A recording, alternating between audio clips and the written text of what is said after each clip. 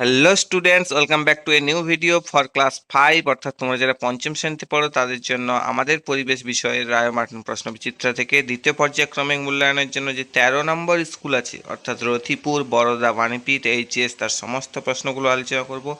আশা করি বুঝতে পারবে। চলো পুরো ভিডিওটা দেখে নিই। প্রথমেই দেখো, একের দাগে যে প্রশ্নটা আছে, সঠিক উত্তরটি নির্বাচন করতে বলেছে, অর্থাৎ মাল্টিপল চয়েস কোশ্চেন, অপশান দেওয়া আছে, যেটা ঠিক হবে সেটাকে নির্বাচন করতে হবে। 1.1-এ দেখো, হারভেস্টার যন্ত্র দিয়ে কি করা হয়? অপশান খয়েরটা হবে সঠিক উত্তর। ধান কাটাও ঝাড়া হয়, যেটা অনেকবারই পড়েছো। 1.2-এ দেখো, আজাদের ফৌজ বানিয়েছিলেন কে? অপশান গ হবে রাইট অ্যান্সার, এটাই সুভাষচন্দ্র বসু।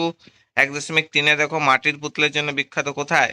অপশান ক হবে রাইট অ্যান্সার, নদিয়া, কৃষ্ণনগর, কিন্তু নদিয়ার কৃষ্ণনগর, নদিয়া জেলার কৃষ্ণনগর। 1.4-এ দেখো, সান্দাকফু পর্বতশৃঙ্গের উচ্চতা হলো কত? 3636 মিটার।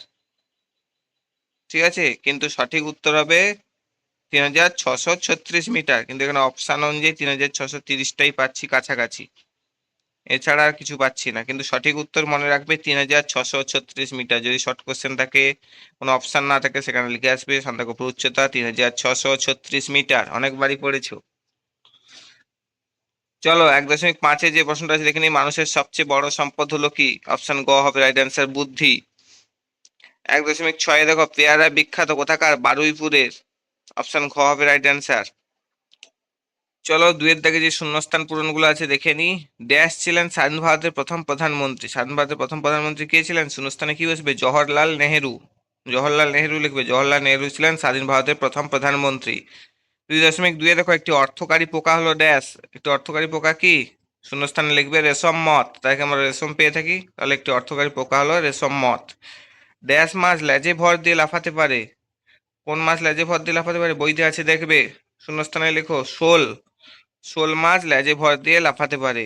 2.4-এ দেখো, বক্সা অরণ্যের প্রবেশদ্বার হলো ড্যাশ। বক্সা অরণ্যের প্রবেশদ্বার কোন শহরকে বলা হয়, বা বর্তমানে যেটা জেলা হয়েছে? আলিপুরদুয়ার। শূন্যস্থান লিখবে আলিপুরদুয়ার। বক্সা অরণ্যের প্রবেশদ্বার হলো আলিপুরদুয়ার। ঠিক আছে, এটা একটা নতুন জেলা কিন্তু বর্তমানে পশ্চিমবঙ্গের। 2.5-এ দেখো, বঙ্গভঙ্গ আন্দোলন হয়েছিল ড্যাশ সালে? বঙ্গভঙ্গ আন্দোলন কত সালে হয়েছিল? শূন্যস্থান লিখবে 1905 সালে। 2.6-এ দেখো, বাঁশের কেল্লা তৈরি করেছিলেন ড্যাশ। বাঁশের কেল্লা কে তৈরি করেছিলেন? বাঁশের কেল্লা তৈরি করেছিলেন, শূন্যস্থান লিখবে তিতুমির। এই প্রশ্নগুলো প্রায় সবগুলাই পড়েছো, শুধু একবার রিভাইজ করে নেবে।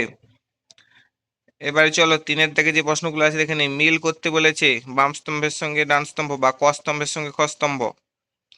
3.1-এ দেখো, ক স্তম্ভে কি আছে? ম্যানগ্রোভ জাতীয় উদ্ভিদ। কোথায় দেখা যায়? খ স্তম্ভের কোনটা মিলছে? গয়েরটা মিলছে, সুন্দরবন। ম্যানগ্রোভ জাতীয় উদ্ভিদ কোথায় দেখা যায়? সুন্দরবনে দেখা যায়। 3.2-এ দেখো, ক স্তম্ভে কুলিক পাখিরালয় আছে, সেটা কোনটা হবে?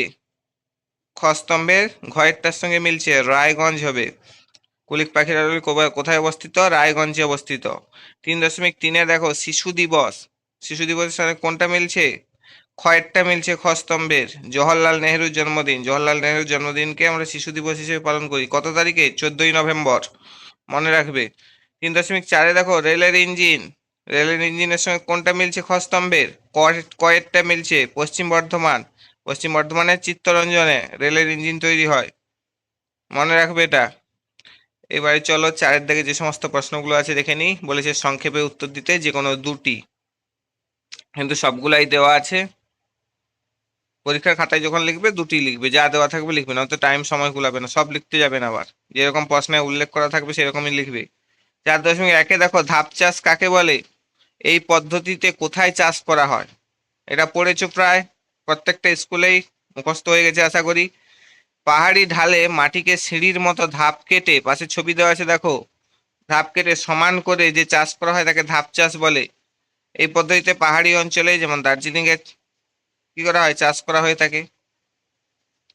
আর 4.2-এ যে প্রশ্নটি আছে দেখে নিই চলো। ডিভিসির পুরো নাম লেখো, ডিভিসির কাজ কি? এই প্রশ্নটাও প্রায় পড়েছো, সবগুলা স্কুল আশা করি মুখস্থ হয়ে গেছে। ডিভিসির পুরো নাম দামোদর ভ্যালি কর্পোরেশন। লিখে মুখস্থ করবে এটা, ডিভিসির পুরো নামটা। এর প্রধান কাজ কি? দামোদর নদের অববাহিকায় প্রতি বছর বিধ্বংসী বন্যা হতো, এই বন্যা নিয়ন্ত্রণ করা 1 নম্বরে। 2 নম্বরে হচ্ছে জলসেচের ব্যবস্থা করা। 3 নম্বরে জলবিদ্যুৎ উৎপাদন করা। 4 নম্বরে কি? খরাপ্রবণ অঞ্চলে জলের যোগান বজায় রাখার উদ্দেশ্যে ডিভিসি তৈরি করা হয়েছিল। পয়েন্ট করে এরকম লিখতে পারো। শুধু বন্যা নিয়ন্ত্রণ লিখবে না, কোন নদীর বন্যা নিয়ন্ত্রণ? দামোদর নদীর বন্যা নিয়ন্ত্রণের জন্য। ডিভিসি দামোদর ভ্যালি কর্পোরেশন, এই জন্যই এর নাম, দামোদর নদীর উপর অবস্থিত বলে। চলো 4.3 যেটা দেওয়া আছে, চলো নিত্যবহ নদী কাকে বলে? একটি নিত্যবহ নদীর নাম লিখতে বলেছে। এটাও পড়েছো। যেসব নদী বরফ গলা জলে পুষ্ট হয়ে সারা বছর জুড়ে প্রবাহিত থাকে এবং নৌ পরিবহনের উপযোগী হয়, তাদের নিত্যবহ নদী বলে। উদাহরণ কি হবে? উদাহরণ দেবে গঙ্গা, তিস্তা, তোরসা, জলঙ্গি, ইচ্ছামতি প্রভৃতি নদী বরফ গলা জলে পুষ্ট। অর্থাৎ হিমালয় বা পাহাড়ের বরফ গলে যে নদী প্রভাবিত হচ্ছে সেগুলাকেই হচ্ছে নিত্যবহ নদী বলছে। পাঁচের দাগে যে সমস্ত প্রশ্নগুলো আছে দেখে নিই, চলো। সত্য বা মিথ্যা নির্বাচন করতে বলেছে, যে কোনো তিনটি। 5.1 দেখো, একটি লুপ্তপ্রায় মাছ হলো সরপুঁটি, এটা পড়েছো, সত্য হবে। 5.2 দেখো, দীঘাতে টেরাকোটার কাজ হয়, এটা কিন্তু মিথ্যা। টেরাকোটার কাজ কোথায় হয় বা টেরাকোটা শিল্প কোথায়কার বিখ্যাত? বাঁকুড়ার বিষ্ণুপুরে। মনে রাখবে এটা, বাঁকুড়ার বিষ্ণুপুরে টেরাকোটার শিল্প বিখ্যাত। 5.3 দেখো, পশ্চিমবঙ্গের রানীগঞ্জে কয়লা খনি আছে, এটা কিন্তু পশ্চিমবঙ্গের হতো, এটা পশ্চিমবঙ্গের হতো, এটা পশ্চিমবঙ্গের হতো, ঠিক আছে। পশ্চিমবঙ্গের রানীগঞ্জে কয়লা খনি আছে, এটা সত্য। এটা কি হবে? সত্য হবে, পশ্চিমবঙ্গের রানীগঞ্জে কয়লা খনি আছে। 5.4 দেখো, আমাদের দেশে 26শে জানুয়ারি দিনটি সাধারণতন্ত্র দিবস হিসেবে পালিত হয়, এটাও সত্য, যেটাকে আমরা প্রজাতন্ত্র দিবস হিসেবে জানি।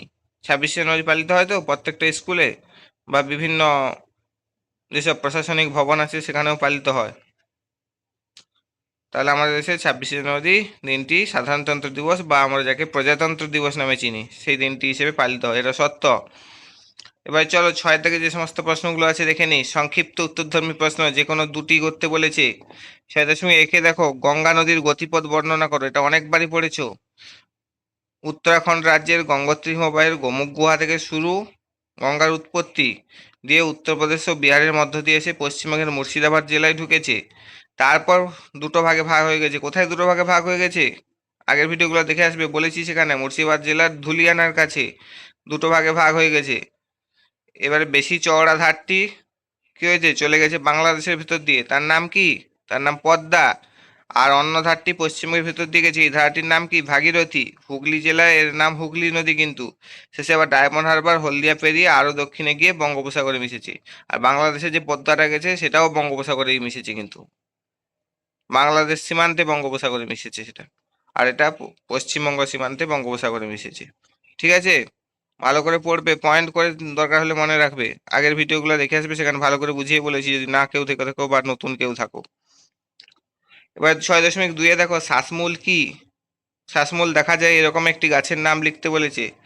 সুন্দরবনের কর্দমাক্ত মাটিতে অক্সিজেনের অভাব থাকায় গাছের মাটি খুঁড়ে যেসব মূল উপরে উঠে বা উপরে পাঠিয়ে দেয় তাদের শ্বাসমূল বলে। উপরে উঠে দাঁড়িয়ে থাকে বা উপরে পাঠিয়ে দেয় তাদের শ্বাসমূল বলে, ঠিক আছে।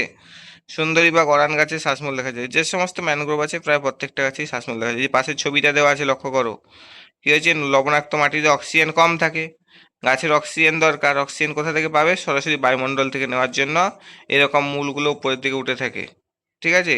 দিয়ে এই মূলগুলোর মাথায় একটা ছিদ্র থাকে, সেই ছিদ্র দিয়ে সরাসরি বাতাস থেকে অক্সিজেন নেয়। এবার 6.3 দেখো, সবুজ বিপ্লব কি? আর চাষের জমির বন্ধু কোন প্রাণীকে বলে হয়? এটাও পড়েছো।